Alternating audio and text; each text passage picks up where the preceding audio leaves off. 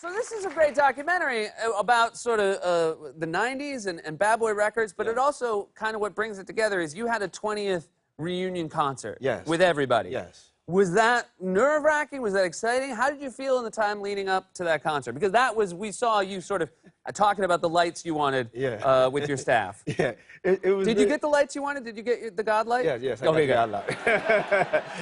But it really was like a family reunion. When you don't know what's going to happen at a family reunion, and there's some unresolved issues with a lot of the family. Yep. And so we started it out as like just a concert documentary, but when we got together, we had to deal with the issues of our careers and our lives and things that we haven't dealt with together. And it really showed the story of our evolution and our ups, downs, trials and tribulations, life, death, and overall, at the end of the day, victory for us all being together on one stage at one time. It was really wonderful. You know, you talk about that life and death, which is, of course, you know, one of the parts of this story. You know, Biggie kind of hangs over the story of Bad Boy Records.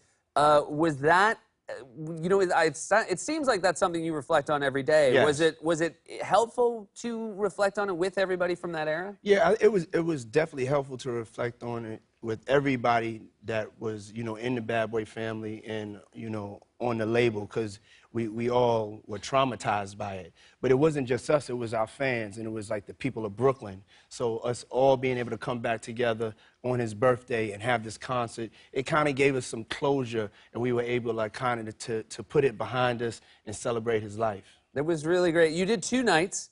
You felt better about the second night. Yes, yes. Was this just sort of athletes who had maybe needed to get back into the groove? Is that what you felt like? Yeah, I mean, I'm a perfectionist, and most people that came to the first show, they really loved the first show, but I knew that the things that went wrong, and that's always been the thing about me is that I'm very, very hard on myself. And, you know, the first show was like, you know, the next morning, I was crying, and I told my kids I needed them to come up to my hotel room because I just needed somebody to cry in front of them because I was so disappointed. I was like, you know, a kid in Little League, you know what I'm saying? So I'm kind of like spoiled with the performances. Wait, you called your children because you wanted to cry in front of them? Yeah, I mean... That seems like it'd be very traumatic for them. Yeah.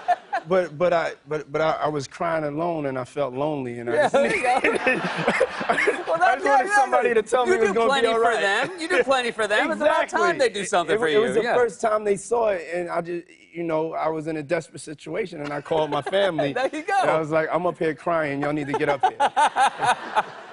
But the second night really, I mean, you got to go see the movie. When you see the movie, Can't Stop, Won't Stop. It's in theaters just up to this week.